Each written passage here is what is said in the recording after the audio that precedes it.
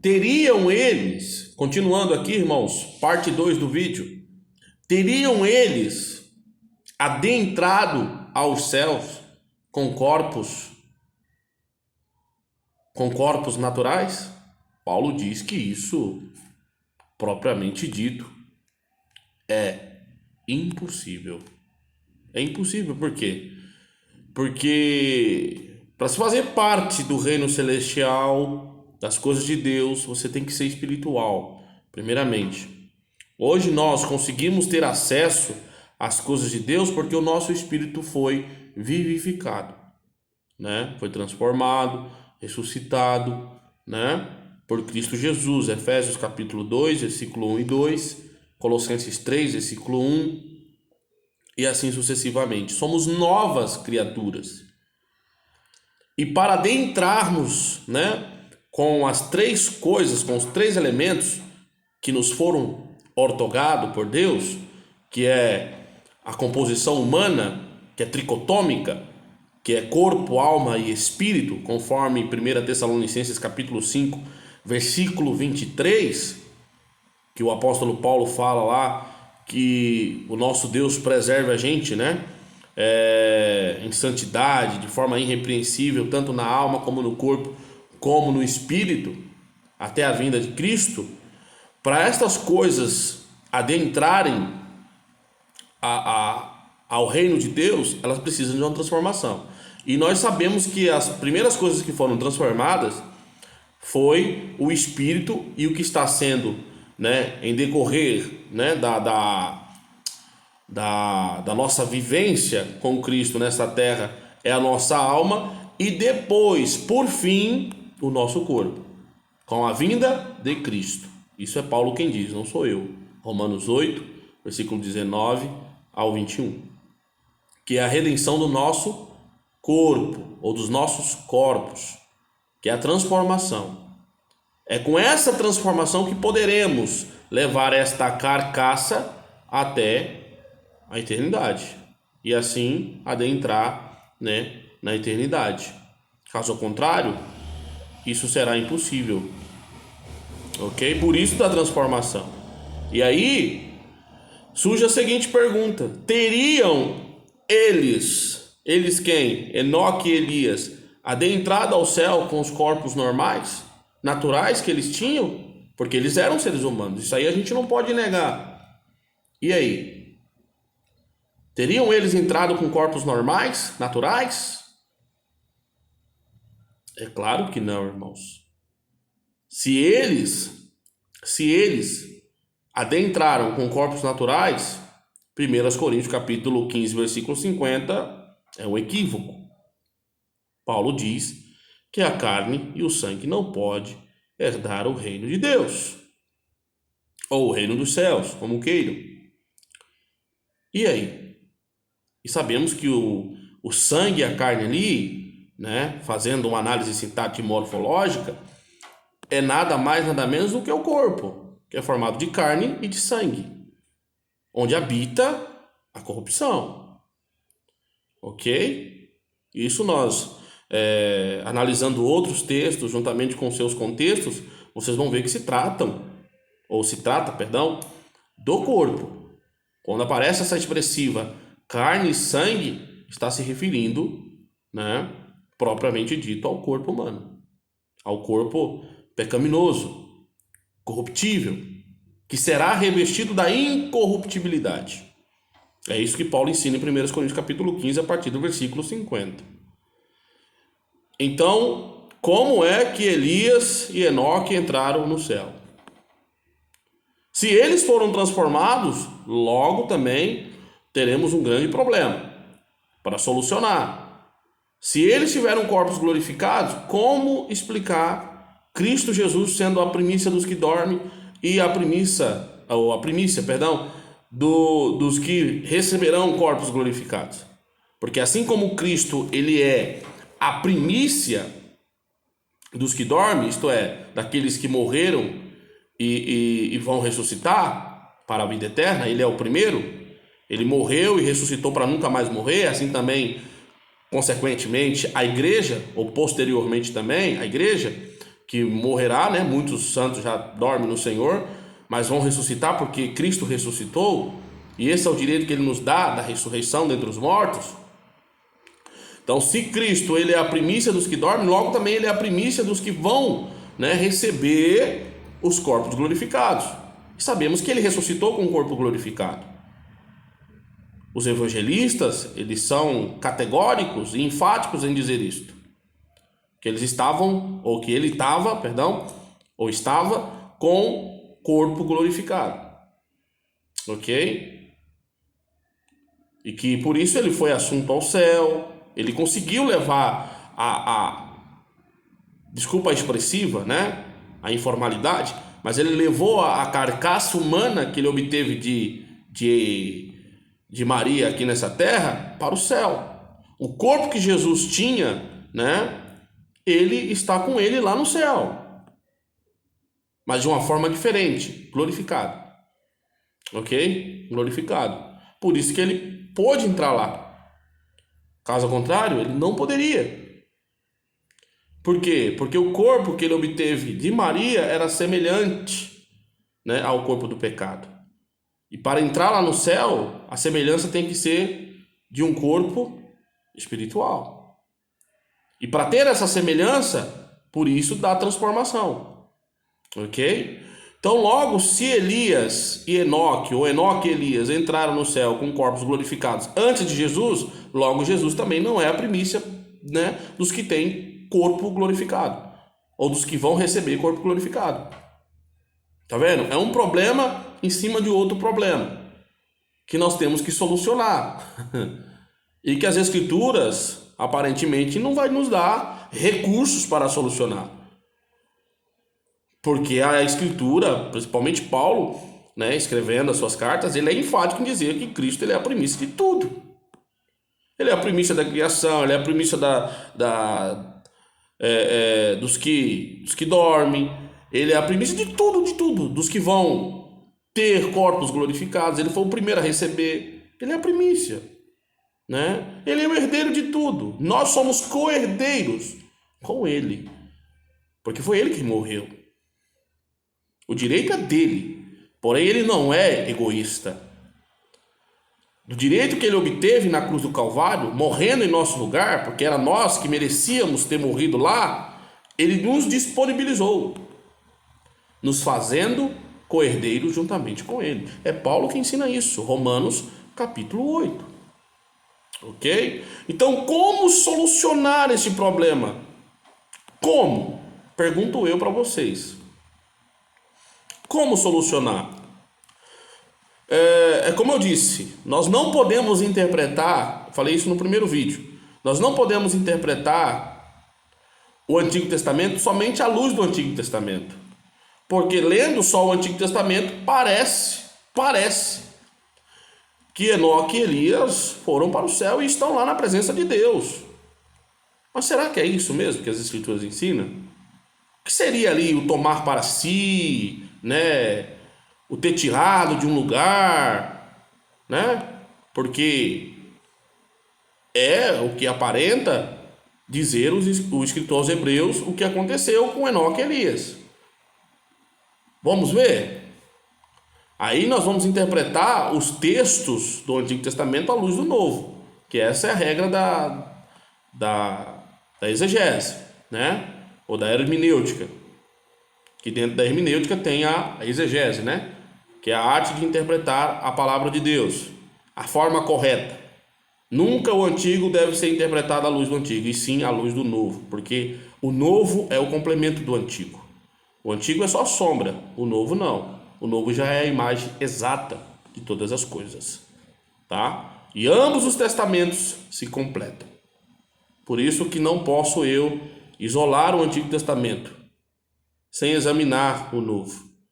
Porque o Novo vem trazendo revelações que o Antigo não tinha completamente, né? Absolutamente. Ok? Os teólogos, na sua maioria, você pode pesquisar isso aí que eu estou falando, eles dizem que a revelação do Antigo ela é progressiva e não conclusiva. Ela só passa a ser conclusiva com o advento do Novo Testamento, vindo por intermédio de Cristo Jesus e da implantação da igreja, né? E também com a implantação do colégio apostólico, ok? Dos autores do Novo Testamento, ok? Então vamos lá, para finalizarmos. Hebreus, capítulo de número 11. Isso aqui é muito interessante, porque vai nos trazer aqui algumas perícopes, algumas questões esclarecedoras ou maravilhosas, ou esclarecedoras, né? Perdão. Capítulo 11, versículo 5 de Hebreus, vai dizer o seguinte, ó: pela fé, Enoque foi transladado. Olha aí. Mas lá fala que foi tomado para si. Mas o escritor aos Hebreus está dizendo que ele foi transladado para não ver a morte. E aí? O que significa essa palavra aqui, transladado, nos originais? A palavra aqui, transladado, nos originais, significa metatanime. Acho que é isso mesmo, metatanime, que significa tirar de um lugar e colocar em outro, né? Transferir. Se a pronúncia não for essa, me corrijam, por favor, né? Que eu não sou muito craque ainda no grego, estou aprendendo ainda, estou arranhando, mas eu acho que é mais ou menos isso, né? É metatinemi, que é a palavra transladado aqui, que dá, né, a entender que a pessoa foi transferida de um lugar para o outro. O significado dessa palavra nos originais, partindo aqui do grego, né, que é a palavra aqui escrita, né? O Novo Testamento foi escrito no grego. Dá a entender que Enoque foi tirado de um lugar e colocado em outro. Para o quê? Para não ver a morte. O que dá a entender, meus irmãos, é que Enoque estava sendo ameaçado de morte. As pessoas antediluvianas, perdão, elas estavam querendo assassiná-lo, matá-lo. E Deus, vendo isso, não o permitiu, tirando da onde ele residia para uma outra região. Porque essa é a ideia que o escritor aos Hebreus vai nos propor, vai nos deixar. Porque ele fala, pela fé, Enoque foi transladado para não ver a morte. Olha, como assim, para não ver a morte? Quer dizer que ele não morreu? Fala aqui, ó, continuando. Não foi achado, porque Deus o transladara. Olha aí. Pois antes da sua transladação, obteve testemunho de haver agradado a Deus. O que dá a entender aqui é que Deus não deixou que ele fosse morto, mas que o matou. Né? Assim como foi com Moisés. Moisés morreu, subiu até lá o monte lá, Deus pediu para ele olhar a terra e ele morreu. Aí você vai falar, não, mas Deus não matou ele. Ué, Deus mata quem ele quer. O poder de dar a vida e tirar a vida, diz Ana, lá em 1 Samuel, se eu não me engano, está nas mãos de Deus. Ok? No cântico de Ana, ela quem diz isso, não sou eu. Ok? Ela quem diz isso. Deus pode tirar, pode dar. No caso dos seus filhos, é ele quem tira. Porque a morte já não tem mais domínio sobre nós. Por mais que ele se utiliza da morte, é claro, que vai ser a última, né, a última inimigo ou o último inimigo, como queiram, a ser vencido, né, ou a ser derrotada.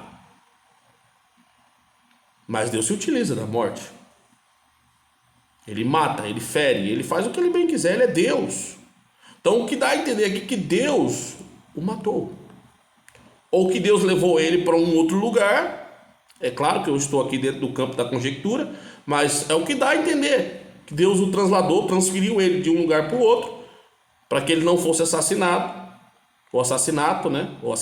perdão, por mãos humanas, mas que o próprio Deus o mataria, né? ou faria com que ele encontrasse a morte de forma natural e que Deus o levaria até a morte, mas não que ele viria a morte, né, que seria dada pelos antediluvianos, porque tudo indica que esses antediluvianos lá de Gênesis 5, né, que antecede o capítulo 6, que é do dilúvio ali, capítulo 6 e 7, eles ficaram muito brabos, ou bravos, né, muito furiosos com Enoque. Por quê? Porque Enoque profetizara, porque Enoque havia falado das coisas de Deus para eles, e tudo indica descido algumas sentenças, né, de Deus aos antediluvianos. É tão verdade isso que o escritor, né, de Judas, ou o próprio Judas vai dizer isso, né, que o sétimo depois de Adão profetizou, e não só profetizou uma vez. O livro de Enoque é um livro pseudo do epígrafo, né, um livro apócrifo, como alguns dizem, fala com muita particularidade, né, essa questão de que ele enfrentou o sistema da sua época corrupto, né, assim como Noé é identificado por Pedro como o pregoeiro da justiça, né, como um que pregava a justiça de Deus. Assim também Enoque, que andara com Deus, deu testemunho de que agradara a Deus, conforme o escritor aos Hebreus vai dizer aqui no capítulo 11, versículo 5. Então tudo indica, pessoal, que Deus o transladou para ele não ver a morte por intermédio dos antediluvianos, mas que ele morreu. E por que eu sei disso? Porque aqui no capítulo 11, se eu me detesse somente nesse versículo aqui, seria uma conjectura das grandes, né? Como não deixa de ser, é uma conjectura, porque a Bíblia não fala isso com clareza. E aquilo que a Bíblia não fala com clareza, eu não posso afirmar com certeza. Mas eu creio nessa probabilidade, nessa possibilidade, porque é o que o versículo 13 deixa entender, desse mesmo capítulo, que está tratando, né, da galeria dos heróis da fé. Isso nós sabemos muito bem, que o capítulo 11 trata, né, dos heróis da fé, fala do Antigo Testamento, do Novo, enfim, fala de homens que agradaram a Deus, né? Homens que agradaram a Deus. Na maioria aqui dos relatos, nós encontramos mais personagens bíblicos do Antigo, né? Mas pode ser que nós encontramos aqui alguns, né, do Novo, pode ser, tá? Inseridos aqui nessas descrições, nessas palavras, nessas narrações aqui do escritor aos Hebreus. Aí no versículo 13, ele narrando sobre todos esses pessoal, né, sobre todas essas pessoas, ele chega a dizer no versículo 13 que todos estes morreram na fé. E sabemos que a fé, ou morrer na fé, não quer dizer que eles se apostataram. Não, eles não se apostataram, porque morrer na fé é o que dá a entender, né, ou que nós entendemos como apostasia. E Paulo fala que morrer na fé jamais. Nós não podemos morrer na fé. Paulo guardou a fé até os últimos dias da sua vida. Então a fé dele de Paulo não morreu. Então logo morrer na fé aqui não é se apostatar ou abandonar a fé, mas sim o morrer na fé, morrer crendo. Entendeu? E ele fala que todos esses morreram na fé, morreram crendo. Você entendeu?